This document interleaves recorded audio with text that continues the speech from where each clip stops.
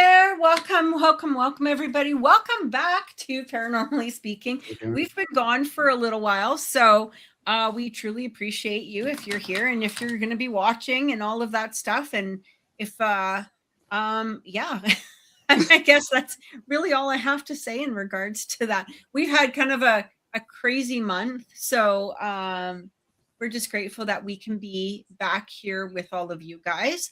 And we truly appreciate you being here with us. So how are you guys doing? Doing good. So yeah, good to be back on the air for sure. So a little bit of a hiatus, but 'tis the season, I guess. So yeah. Between Easter, us getting all sick. Oh my God. I don't know if you were, Trevor. I'm not sure if yeah, you were. I was. I actually came down with RSV of all things. So oh my God. Yeah. that was fun. So it kind of went through the family and hit me, and yeah.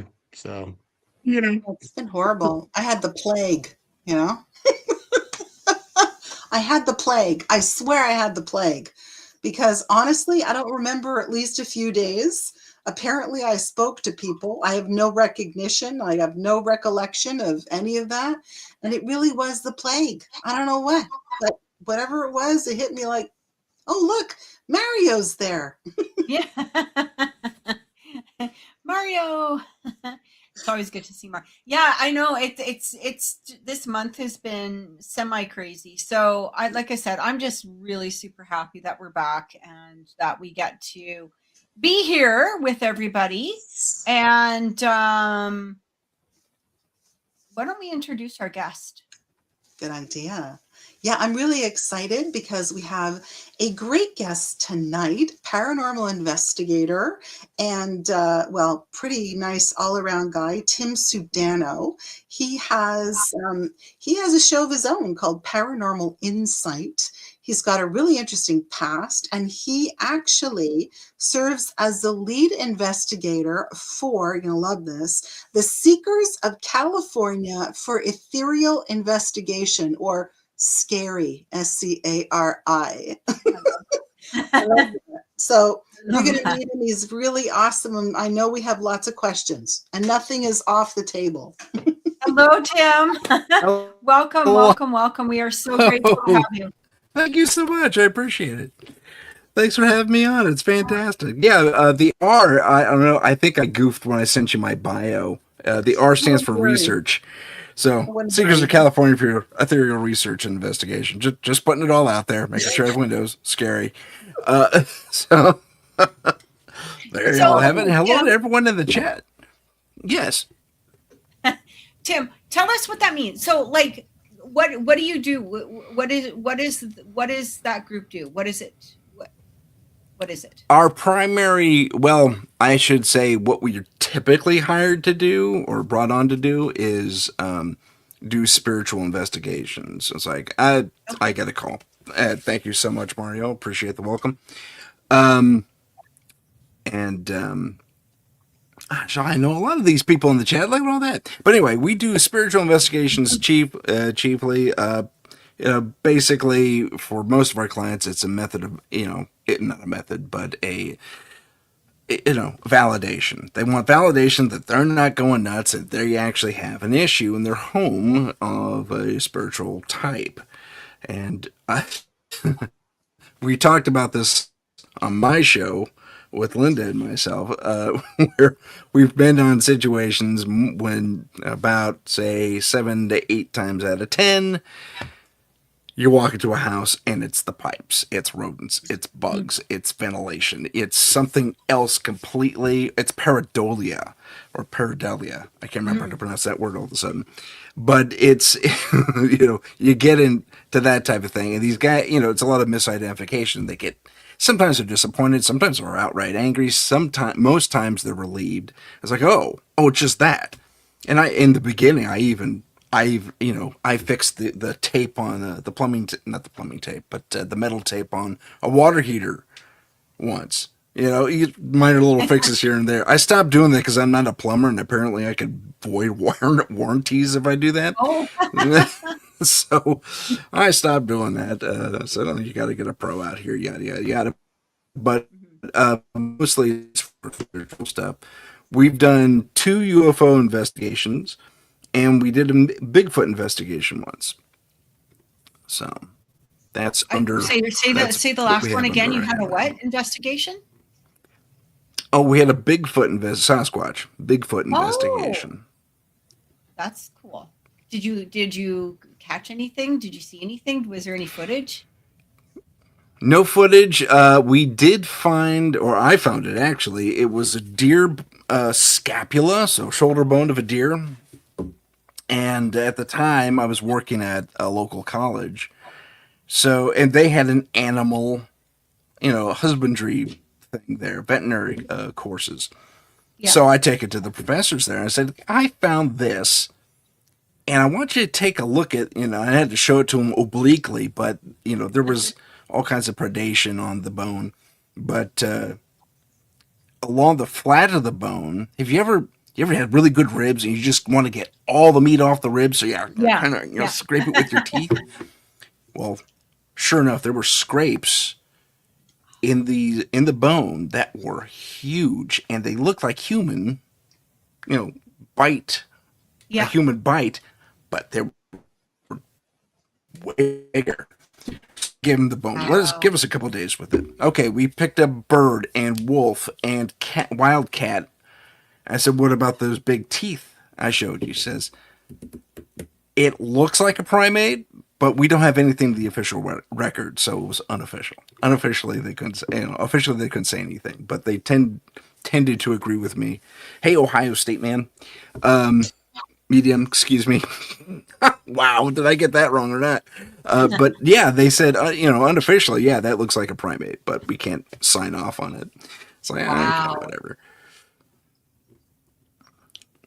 Well, the thing is that, I mean, even having that, can you imagine though, if they're the ones that are doing, like, as they're doing this research on it or investigating it or whatever, you imagine what they're like, what the hell is this? You know what I mean? Well, I'd be like that as reaction. a researcher, you'd be like out of your mind, like, holy cow, this could be a primate. Like, this is like, we might not be able to officially say. Yeah. But they were pretty excited. They were pretty excited when they said, this is great stuff. If you find more, let us know. I was like, okay, because we documented it, they say. It was like, oh, I didn't expect you to document it for me. That's fantastic. But they did. And I did my own documentation, of course, but I don't know. Mario asked a good question there, too. I'll get to that in a second. But that was a pretty important piece of it was my first Bigfoot case ever, which is pretty cool. And I've been wanting to do another one. I had one planned, but apparently I had Ron Moorhead on my show, and I told him what my plan was. He says, you're not going to find a thing. It's the wrong season. You have to wait till, more like around now to go up. Okay. Like spring, like is this like mating season or something? Or yeah, pretty much. Yeah. They're en route to their mating grounds, apparently, according to Ron. Well, no, I'm serious. Like, that was the first thing I thought, right? Like, like springtime mating season. Like, why not? Like that. Yeah. That's when I they adhere to that, age, right? Like, No, a lot of Bigfoot researchers adhere to that. They say, they kind of, while they seem to be rather intelligent, have a human level of intelligence at least, they tend to still have that animalistic need to hit the mating fields at a certain time of year, yada, yada, yada. For sure.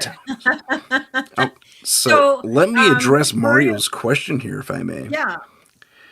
So he says, what if, just to play devil's advocate, if pareidolia has some basis in the paranormal, as though some entities use pareidolia as means of communication?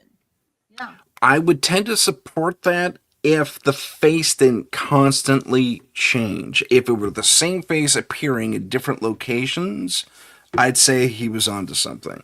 But given that most pareidolia, you're seeing an image here. Like one of my most recent cases, one of our clients said, "I see a demon's face on the wall," and it was pareidolia because I hit it with a flashlight, and I say, "I see the demon face too," because there's the eyes there and there's the horns there, but I couldn't see it without hitting it with a flashlight. She could make out the patterns and stuff like that just because she's used to it. You're right. So I would say the exact same face would have to appear in multiple locations in order for pareidolia to play a factor. Could that be why some people have such an emotional attachment to something we'd label as pareidolia? Well, if you have an attachment to a given place, I could see that. But a specific object that you're finding a face in, like, for lack of a better term, and not to be offensive, like a Mariana Taco kind of shell or something like that. Honestly, I'm not trying to be offensive when I say that, but some people will see just burn marks. Other people will see a face. So if it's a location, like a room, where the same, I could see where you'd say that, but my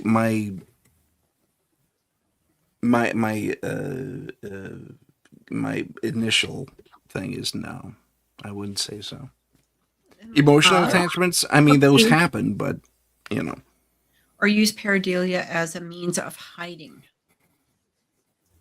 If the face or the image of a face was somehow communicating with the individual, you could possibly say something along those lines, although I'd be really concerned if that were happening to the individual, because you would have to take a step back, even if you really want to believe them, even if you know they're being sincere, you'd have to say, okay, does this person possibly have mental issues? And I don't mean to be mean when I say that either, because you're not, unless said face or image or pareidolia, whatever, talks to the investigator too, it's a wash, honestly, at least from my perspective. I want to ask you something about what we saw in your, what I was reading in your bio, and it's that you used to be a private investigator. How do you go from being a private investigator to this? Like, was there some sort of catalyst or a bridge that brought you from one place to the next? Yeah. When I did PI work, sorry, that was a stupid joke. When I did PI work on the human level, it was basically, I had the exact same training as police detectives, and literally I did that. When they went to their continuing education courses, I was there too in their continuing education courses, although it was the first time for me. But I learned from them. I learned from the class, obviously, but I learned from them and learned how to break down the scene, what questions to ask, that type of thing. So I learned how to be a proper investigator, and that translates very, very well to the paranormal side of things. Kind of like psychology and parapsychology. You're applying the human condition to the spiritual condition, assuming they're human. Right. Assuming they're human. Well, that's true. Yeah. I wanted to address the whole pareidolia thing because it's really kind of interesting, and I think, Trevor, you probably would agree with me. Being a paranormal investigator and dealing with a lot of people who send you things that, are seemingly ghosts or demons or whatever, people tend to get hooked on the idea that they're seeing things because they really want to see things. And that pretty much is exactly what that's all about. They get hooked on the idea that there's something there because they want something to be there so badly. I mean, I think that's part of it, right, Trevor? 100%, and that's just it, is people, that's their baby, that's something they find, something they can show to their friends. We're super excited about it. Then they show a paranormal investigator and we're like, sorry, that's not a ghost. This It's is what nothing. this is. I'm sorry. And then and they explode. Oh, yeah. So I mean, we deal with that with pareidolia, we deal with that with orbs, we deal with it, in just all sorts of different situations. Light flares. You know, people want to have that golden photo or that golden video that's just, you know, going to blow up everything. Um, yeah, Yeah. and it's tough. And pareidolia, I mean, you know, and that's just it. I mean, kind of, you know, referring to Maria's question, is it something that, uh, the problem we get into is, it's not so much as if it is or it isn't, is how do we prove it? That it is, No. this is an actual entity that is using its background or to be able to blend into its background, and it's just appearing like pareidolia, but it's really, I mean, that would be very difficult to prove. I kind of like what Tim said as well, is, if we had multiple different photos or videos in different locations, it can't be the same wall or the same tree. It's got to be appearing in different locations. Then I think we might have a better chance at some sort of evidence there that it would be contrary to just pareidolia. But I think 9.9 times out of 10, it is what it is. It's pareidolia. It's just all that it is. So Yeah. I'd like to add to that, if I may, that Lynda and I discussed this, that the human eye, the human senses in general, are designed to pick out faces. It's an old throwback to our fight or flight response. So we are designed to see faces everywhere. So if you're out there and you're seeing faces everywhere, especially at night on a wall or in a room or whatever, it's part of your makeup as a human. So don't, I said mental issues before. That is to say, if you're seeing it all the time, night or day, whatever, then and it's talking to you, kind of a thing. Maybe you need It's a some help. possibility that it's a mental issue. Yeah. Yeah, for sure. I wanted to relay one thing kind of related to that, or directly related to that, actually. I had a client swore up and down there were demons in her little apartment. And, you say, how do you know that? Well, my daughter, I discussed this with Lynda too. My daughter took this little video she was doing in the bathroom, and she was doing it just by the flashlight of her phone, or sorry, the light of her phone. And she was doing this weird little video, and we see these little demonic faces everywhere in the background. Now, it's really fuzzy, crackly background, not the best resolution, so it's got that staticky kind of stuff going on in the background. And sure enough, if you pause at the right spot, and they knew what second of the minute to pause it at too. It's like, see. I said, okay, we'll check it out. I don't think there's anything here. I did the experiment myself. And I said, watch, at any second, I mean literally any second you want, pause this, you will see the exact same thing. And sure enough, that's exactly what happened. And she was kind of that you're all paranormal investigators. So they're at that cross between relieved and disappointed. Where they go, oh, that's great. Thanks. Okay. People don't like when things are normal rather than the paranormal. And it's, Right, especially exactly. if they've got it into their mind that something is going on, and they have to, have that, they have to, because here's the thing. I do readings a lot, right? And one of the hardest things to do, especially with people, let's just associate it with relationships. Like, people will stay in these ridiculous relationships forever where there's no like receptivity between, like they'll do all of this work. But the thing is, they've invested so much time and energy into this thing that they're scared of walking away. So they'd rather stay another 20 years of throwing useless energy into something rather than say, I spent all of this time putting all of this energy into something.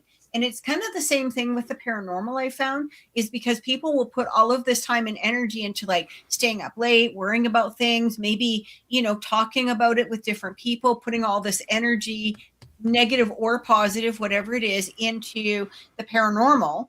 And then when you say to them, well, no, actually, this was your, closet door opening, or there's a draft, or it's your radiator, or whatever the fuck it is. You know what I mean? They're like, no, it can't be, because I've put this time and energy into it, and they don't like that. They really, some people. That's very true. Some people do not. Yeah, I find that to be very true. A very true statement. Photoshop takes time. I mean, you got to really get it just right. It all blends perfectly in. It's just. Oh my gosh! Not everybody. There's another. Boy, they don't like it when we figure it out. Boy, they don't like it. No, they don't. They want it so bad to be true. They don't like hearing that the orbs were vacuum dust. Oh my gosh. Oh yeah, I've run across that a few times. And there was a time where I didn't even believe in orbs at all. I dismissed them outright, except for one case where I actually caught one going through my torso out the front and then through my arm and out the other side. So I was like, oh, okay, orbs have legitimacy now. And it happened to me. It was weird because I had these little itchy after effects when it happened, and I was completely unaware at the time. Wow. That's bizarre. Yeah. You know what? Interesting though. I never believed in orbs. Like, I'm still very orb skeptical. Okay. I will say. Like, because I think mostly because, I mean, it like I said, when people send you these, 800 videos of like, I just vacuumed and look at all of this dust everywhere. You know what I mean? Or these, look at all the orbs. It's my great aunt. I know it is. And you're like, yeah. But I remember when my son was little, him coming running down the stairs, and he was like, Mom, there was this light in my room. It was big and blue like this. And you could see it in his face. He was terrified. Yeah. He didn't understand what it was. And he says it just stood there and kind of hovered in front of him for a few minutes. And, he completely lost it. But we were having all kinds of things going on here anyhow. You know what I mean? So this was just another aspect of it. But it did help me to look at them in a different perspective. That's interesting. Yeah. That's interesting. Mario's got another question, which just put up there, Kathy. I think it's interesting. Here's another aspect to consider. We do allegedly encounter some entities that demonstrate a chameleon-like ability when it comes to claims of mimicry or doppelgangers. I mean, if such things are possible, hang on a second. If such things are possible, then is there a limit to what these entities or interdimensional spirit can do? I think that's a great question. I actually have an answer to that. Well, I have an experience to relate anyway. It was just before I started my first official investigation, because I'd done a practice one prior, but then we got a client come in. I had these two cats, a mother, the mother cat, and then her youngest kitten. And they were both, the kitten was about a year, so it was fully grown. The kitten was Fluffy. In fact, that was her nickname, Fluffy. Her real name was Scooter. I won't go into why. But so the two cats are sitting there in the backyard. It's time to come in. And suddenly this other Scooter shows up, sits right next to her. And my two cats just kind of shy away from her. They don't hiss, they don't howl, they're just kind of timid and scared, and the mother's starting to get kind of twitchy a little bit like cats do. But this third cat, its eyes weren't right. They looked very human, like they were too big for its eye sockets, ever so slightly. And it blinked kind of off, And then it licked its lips. Really well. Huh? You did What's that that? really well. The blinking, the you eye did thing? really well. Yeah. And when it licked its lips, its tongue was way too long. So I played dumb because I knew what I was looking at, a doppelganger. And I got my two cats inside, and the third one tried to follow. So no, you go on. Out you go. and I clapped it away, and it ran off like a cat would expect. I give it a second, and I follow it. Nowhere to be seen. Wow. Nothing. Ooh. And that was my doppelganger experience. And it never, it never came back, not to my knowledge anyway. And but is this? I'm curious, Mario. Is this in relation to the pareidolia thing? Because it seems like it was kind of following that. But So what do you think, like, okay, if you were to go back and ask yourself, like, what would you assume that to be? Would you think of it being like demon? Would you think of it as being maybe some sort of cryptoid or something along that line, or maybe elemental, that kind of energy? What do you think that it would be? If I had to land on what it was projecting as far as its vibe, for lack of a better term, it was definitely corporeal. It was definitely trying to gain entry into the house for sure. It was stubborn. I had to really block it to keep it out from following the other cats. Going so far as to get my cats inside, close the door behind me, and then shoo it away. Yeah. And then, and it just kind of stared at me like, you figured me out, didn't you? And I played dumb. I was like, go on, kitty, go on, kitty. Yeah. And because I knew in the back of my head, if you acknowledge, you might be hosed, and I didn't want to go there. So it was corporeal. If it was anything, it was, I don't know, it felt super intelligent. Could be on the shifter of some sort. Doppelgangers are known to take on any type of shape out there. So if it was potentially something like a familiar, who are legendarily supposed to shift between animal and person, it could have been that. But it had a level of intelligence to it that was palpable. Okay. That's so bizarre. Did you notice anything? Like, did anything happen after that experience with your cat, or anything like that? Or was it just sort of a one-off? It was a one-off. I think it caught on that I knew. I think it knew that I knew, kind of a thing. Wow. And it never came back. I mean, fortunately, at least not to my knowledge anyway, because the cat's curiosity I've been living with the doppelganger for the past. Sorry? No curiosity for that kitty. It was gone. It was done. No. It was done. That thing, and it just, like I said, the vibe was way, way off.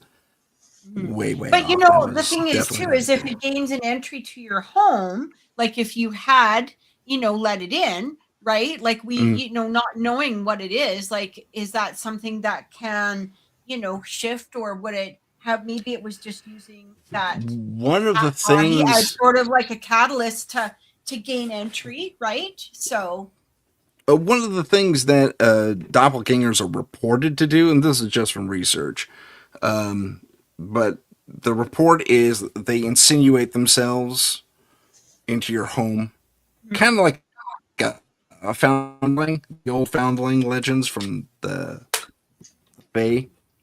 They'll insinuate themselves into your home and either take over the role of the one they're duplicating or something along those lines.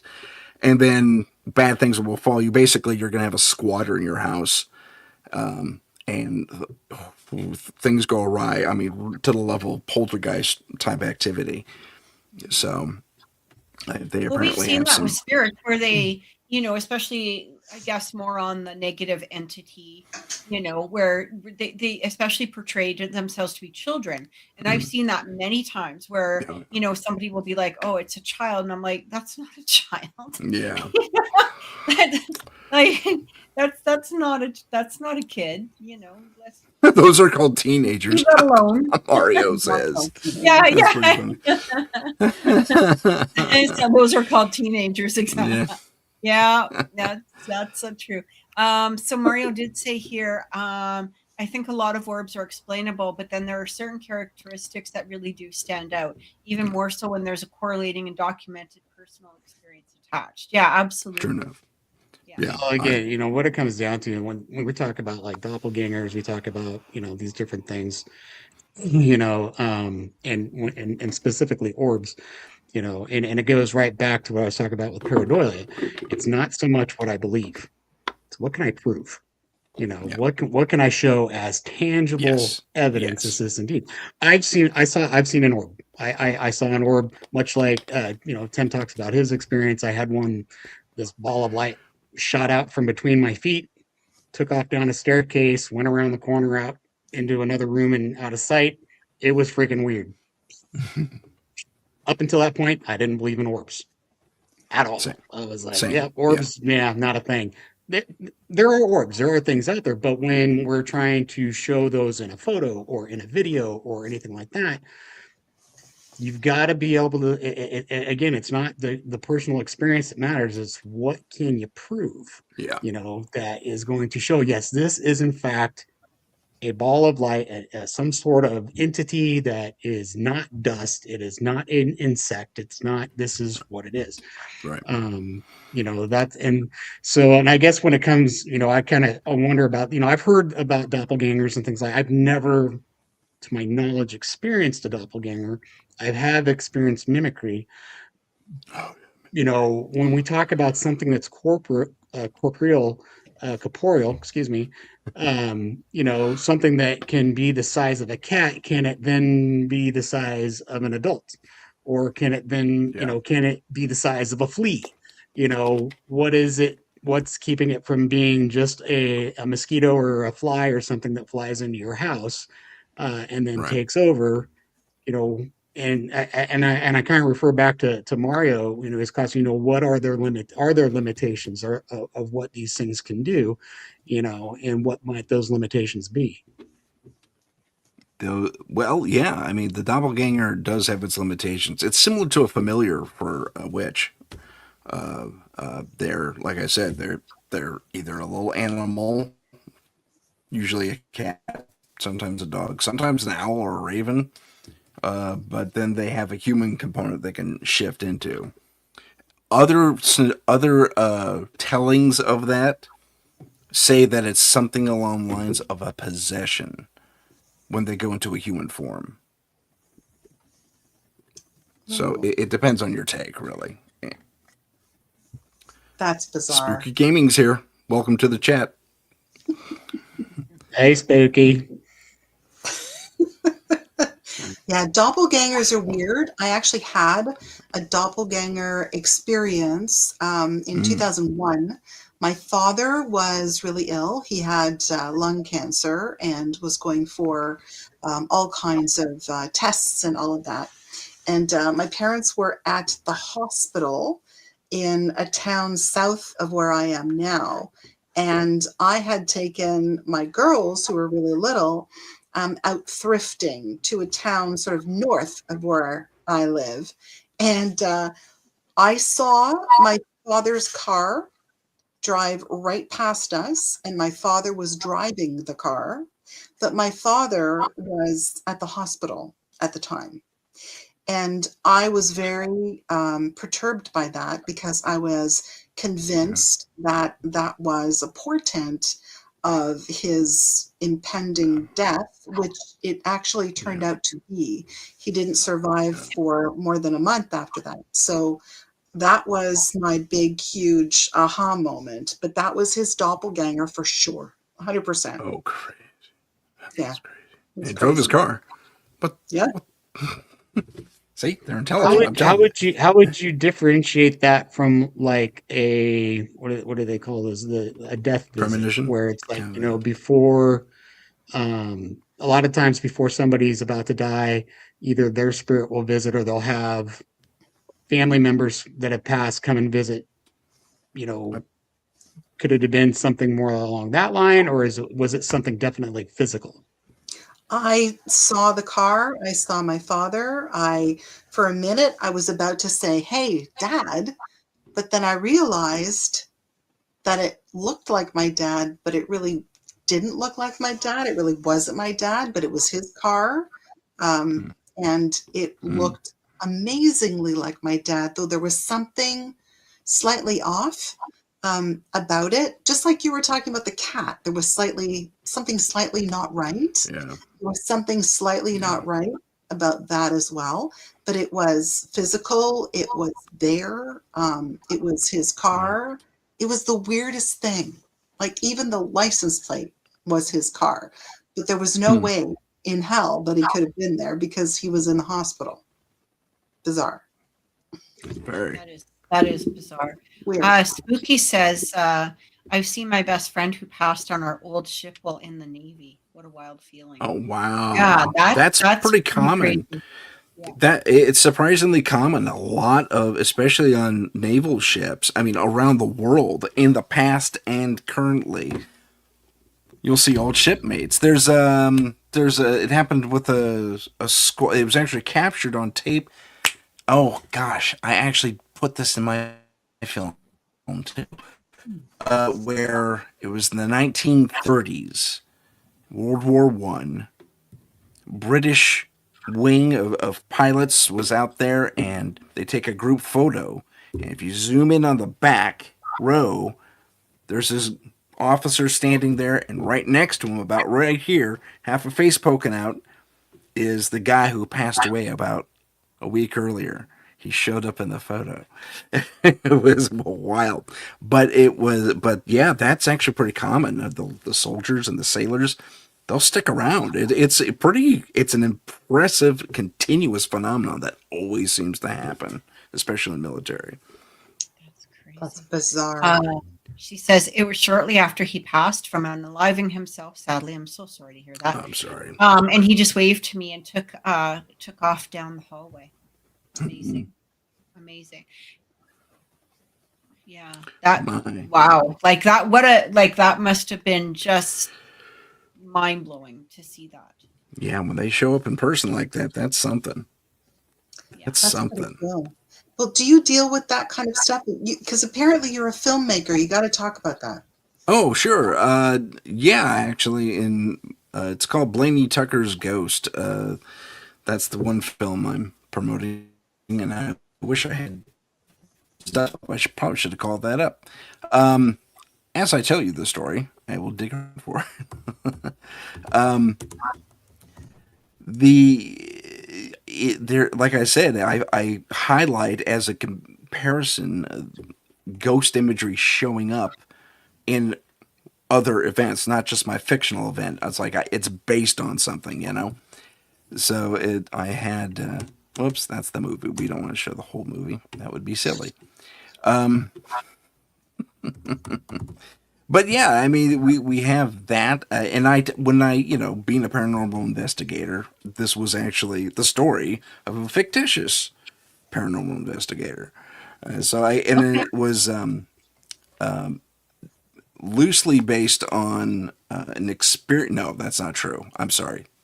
I had her tell a story that was something I actually experienced. But it was, something else. But that was just to establish her as not only an investigator, but a witness to the paranormal. Sorry, I'm having a very hard time finding the poster, which is just irksome, I gotta tell you. But, yeah, we had a lot of fun. I won an award for it, which is great. That was a lot of fun. Okay, I found the cover poster for you. So if you want me to share that, I can. Yeah, absolutely. Do you know how to share through here? I do know how to share, except this time, because I hit the wrong button. So let me get that up first into a window. There we go. But yeah, it was fantastic to really kind of put the spotlight on paranormal investigators and what they experience and all that fun stuff. I did enjoy doing that film quite a bit. And here's our poster. So it's, yeah, there it is. Oh, wow. Blaney Tucker's Ghost. Okay. Yeah. And it's out there. It's on, if you go to Story TV, ietv.com. You can watch it right now, I think, for free. And if you want to watch it at a higher resolution, it's like $5. Okay. So, okay, story. You said it was Story TV. Oh yeah. If you want me to type that in the private, Yeah, if you can put it into like maybe I don't know if you can put it into the comments section maybe or I don't know. Let me see. As we mess around with the internet on live transmission. That's okay. I'll put it in the private and then I'll also put it in the comments. Storytv.com. okay. There, Oh, it's going up right Spooky Gaming's got it. Story TV. She put it in there. Story TV. That's cool. Geez, how long did it take you to do this? Blaney Tucker's Ghost took about a year to put Wow. together. So from the first shot to the final cut. So That's a great poster. oh, thank you. I designed it myself. Yeah, I like it. Yeah. It's a great Oh, poster. what? Do you have any more on the go, or is Yeah, I also have. Let's see if I can find that one. I also have. It's called the Monster Hunters of the TOL. We're doing a second version, I guess you can call it, of that. And Ersatz Part 2, called the Trident of Light. Follows a trio of monster hunters and their fun little adventures or misadventures, as the case may be. Love it. that's pretty exciting? Yeah, it's a lot of fun.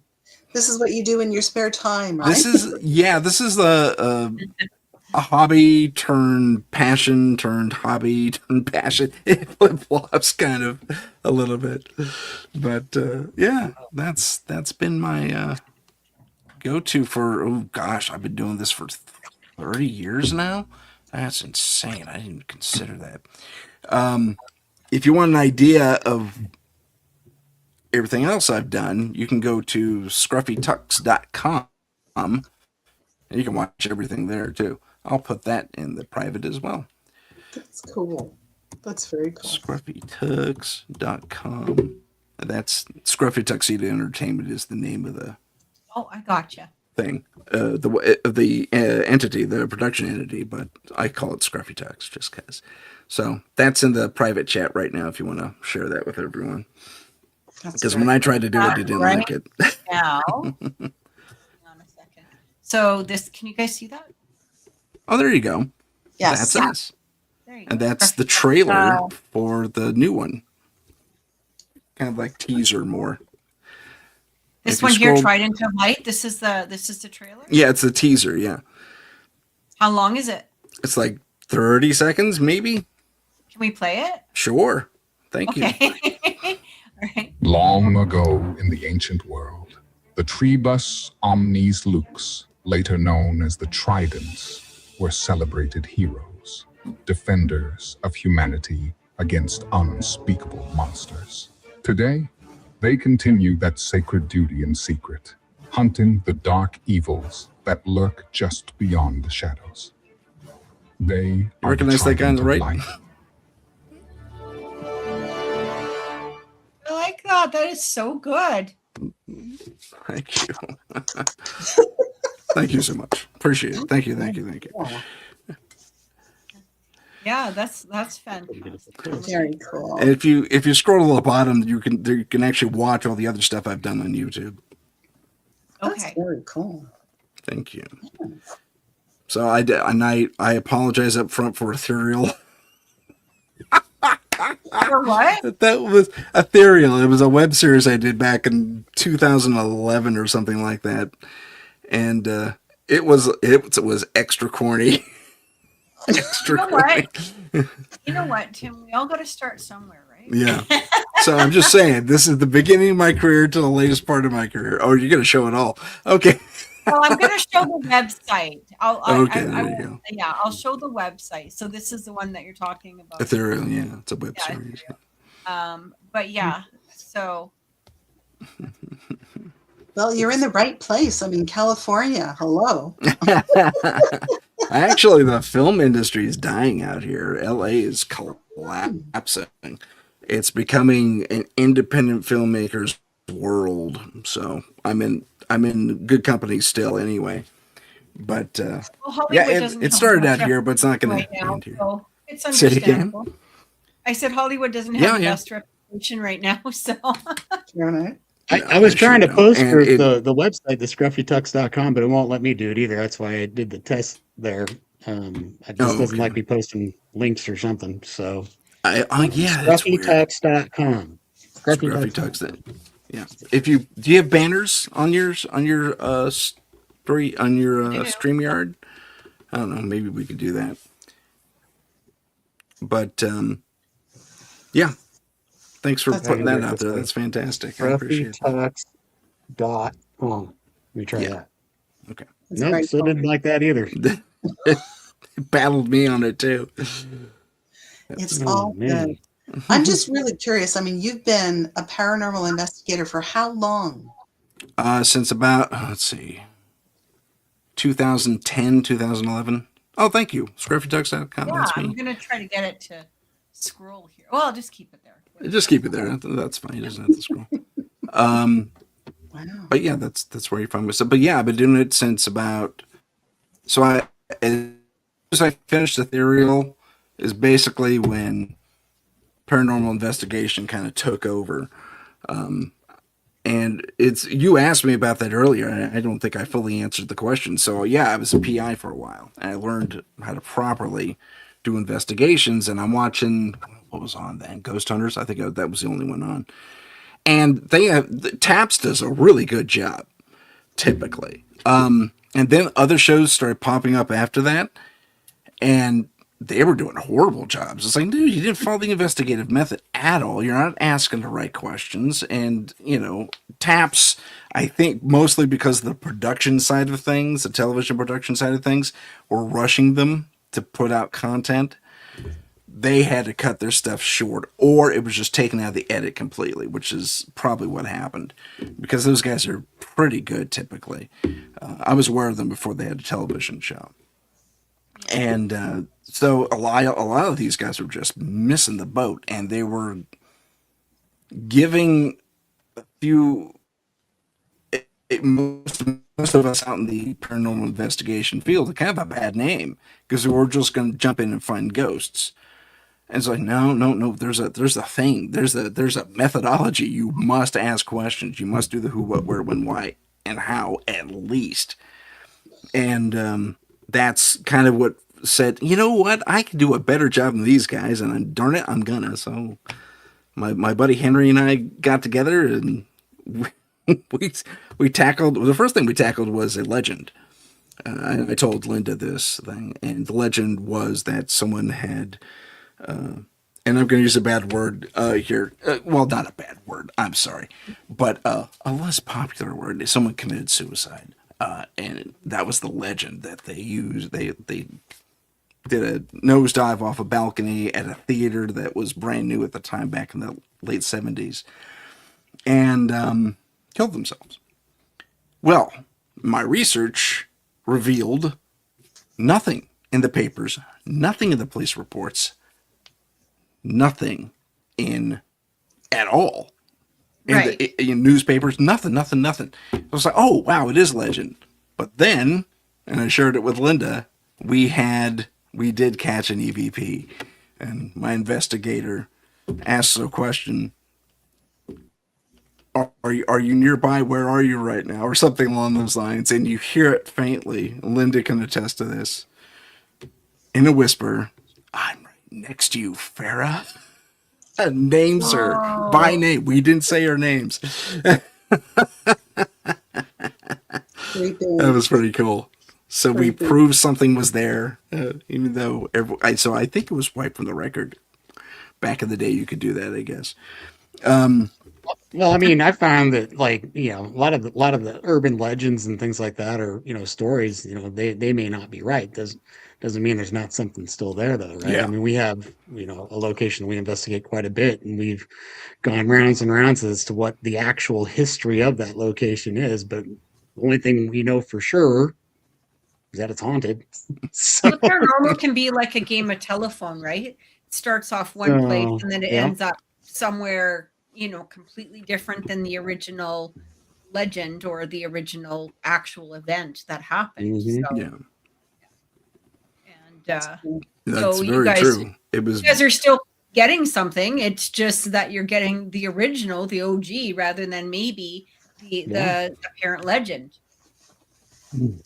Yeah, that's entirely possible. I mean, that place was that location where the theater was built was originally where the main household was.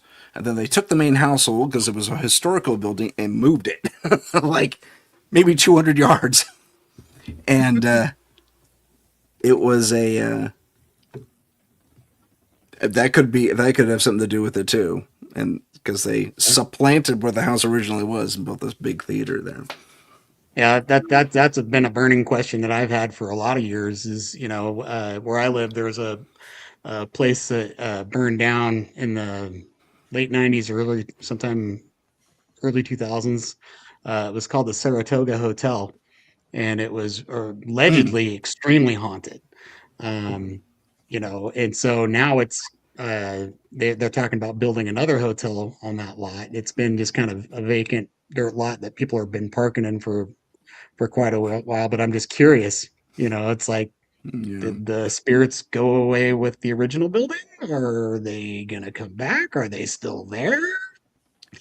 I would tend to think that they're still there, only because we've seen it before. There's that, I think it's Ohio, something similar happened. This haunted, really super haunted school building was there forever. And it was at least a century or two old.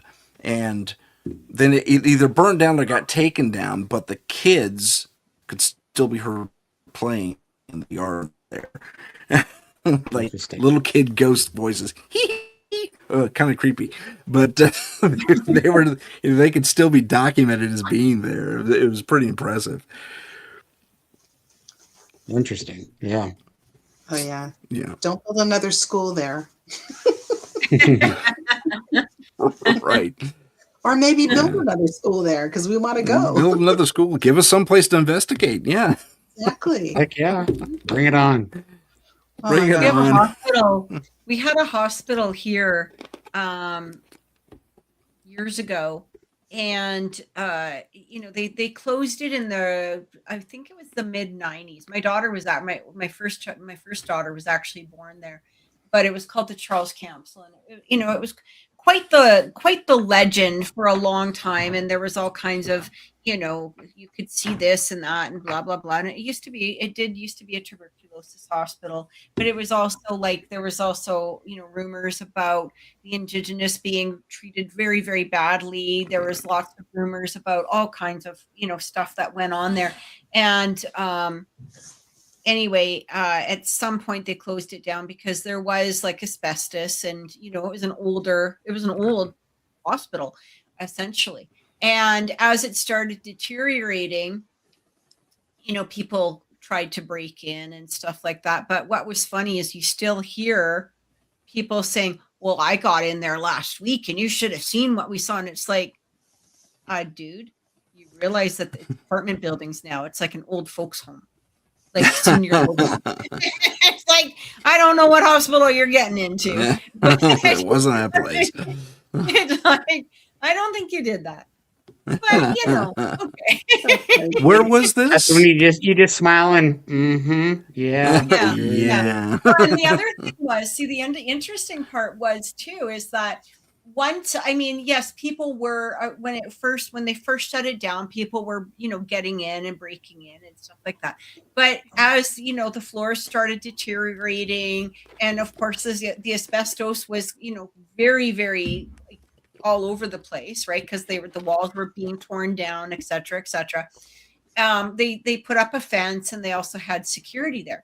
And so there again, all these people are trying to break in, and it was funny because the security would actually sit outside, and they're like, "Whatever, get in there. I don't care." You know what I mean? As soon as these people were come out, that's when they were arrested, right? Like they were caught as they were coming out of the place. And so here they're thinking, oh, we're getting away with this. All of their footage was destroyed, the whole bit. So basically, like, you had a big romp in an empty hospital, whatever, with lots of asbestos. Good for you. Like, Wow. but that was the end. Enjoy That the was cancer that. cluster. Wow. Exactly. Yeah, but that's where that's the end of it. You know what I mean? And now, like I said, people are still trying to, make up these, like, oh, we were there and blah blah blah. We were there last week. Really? Sure. Really? How did Maybe that they were go having a over? haunted experience. You never know. You never know, right? Walk into the space and it's like, oh, I'm back in the old hospital. Oh, Crazy stuff. People are. I want to address this question Mario just asked. Sure. Do you think there's a place for AI in the paranormal? So, In what capacity? Like as an Yeah. investigative tool? and that's what I wanted, because we actually did a whole show about this not too long ago, Mario. Apparently you didn't watch it. You need to go back and take a look at it. But Look at the archives. AI is being used in creating hoax videos and things like that. So people are using that. However, on the flip side, so I know Kathy and Lynda, you'll remember a photo that I shared a couple weeks ago with the gal that sent us the photo of the hotel in New York and had Yeah. the figure in the background. The headless man. Yeah. Well, our my tech Pete, he dove into it a little bit more because we couldn't figure out that. And the photo is legitimate. It has not been doctored in any way, shape, or form. However, he used an AI program to like enhance everything, I guess. I don't know. I'm not that technologically savvy, but he did something with an AI program that made it, and it appears that it's actually it's just a mannequin, just sitting up in the background. It's a mannequin, and then with the AI program, you can kind of even see the stand that it's holding it up. Without it, we couldn't make it out at all. I mean, it just looks like this headless figure with a suit on standing in this background. It just looked very out of place. But What an odd place for a mannequin, though, hey? It was a strange place for a mannequin as well. But then that also begs the question, it's like, what are in these AI programs, and what is it seeing that we are not, or is it just taking liberties and assuming this is what this must be and just kind of creating what it thinks it is? Right. I don't know that much about it, but Like, I think that there's potential. AI wrap its like mind around, Oh, did a wrap on it? Natural, right? Put some like, weird stuff in there. Yeah. Yeah. Because I mean, it's very much like, matrixing, right? Like, or even a digital camera, especially the older ones where it couldn't completely catch on to what it was. And so it kind of created its own image, which is where we got a lot of the fake orbs and pareidolia and all of this other streaks running through our, that people thought were like great big worms or whatever. And so, you kind of wonder, is AI in that infancy stage where it's still like it's saying that it's a mannequin because of the fact that it doesn't know how to incorporate an actual spirit. Yeah, I'd like to run it through a few Photoshop filters first. I mean, that way it would be a little more legit. That's what I've done. Can you send me that image? I'd be curious to take a look at it, actually. I'll have to find it. Okay, no worries. Not right this second. Mario's saying there was a clip I recently took a look at to determine whether someone was using a video overlay. I played with the contrast and noise levels to see, but I also ran it through AI. Okay. That's interesting. Yeah. And Spooky says, I want to find photos of that lobby and see if, see that right even there, because is the mannequin in other photos, or because it just seems kind of weird, like somebody would just plop a mannequin in the middle of, like, you know what I mean, like that doesn't seem. And Kids are what weird. I would like to, and again, this is why I tell people with photos that I need to see a burst. I don't want to see just one photo. I want to see a before, a during, and an after, to see if there was something that was there or wasn't there in those photos. And, because just trying to go off of one picture, right? I mean, no matter how much you want to believe it, you got to assume that, okay, well, maybe that was already there. You got to be a good investigator. You got to do your due diligence. So, anybody that wants to present photos to any investigators, make sure you have a series of photos. That's the way I could put it. So Excellent. I'm Excellent way going to put it. figure out where I sent because Kathy, I thought I sent you that photo because we could bring it up if I can find it. You did. Yeah, I think I might have it. Let me just.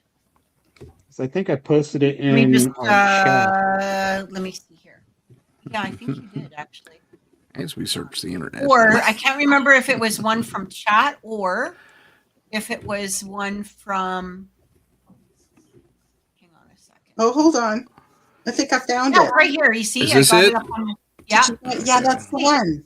That's See, the that one. doesn't look like a mannequin. To Oh yeah, I can kind of barely see it with the light in my face. So,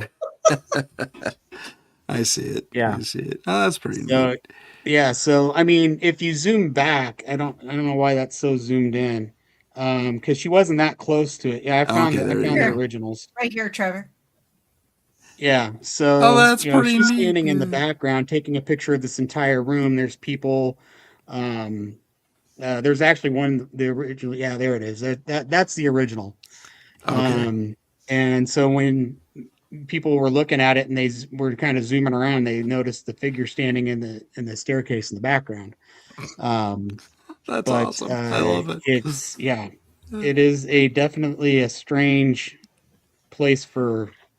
And then mannequin. and then they start zooming in like that. Well, it's at an odd height too. I mean, Well, it's standing right on the with the stair rails, but it's kind of weird because in the original photo it's hard to see, but at least on my screen it's hard to see. It looks like it's standing behind the rails. yeah. Yeah, But exactly. when we did the Photoshop, where we did the not the Photoshop, the AI The generator, enhancement. it looks like it's standing in front of the rails. So Well, Oh, I mean, a little it looks like it's platform standing in front of the standing on. rails right here. Like I don't see, like it Well, looks like it's in front of the bars. I can make out the bars, the horizontal bars a little bit. I can even barely make out the vertical bars a little bit, especially it along looks the like legs. it looks like he's standing behind it. So you're right, Mario. He doesn't have much on his mind at all. So at least not a large load on his shoulders for sure. That's for sure. But yeah, that's a nice grab though. That's pretty cool. I don't know. it was just a seems really like, cool like photo. a really weird Super place interesting. A mannequin. You know what? Something else. Let me zoom in on my screen. I'm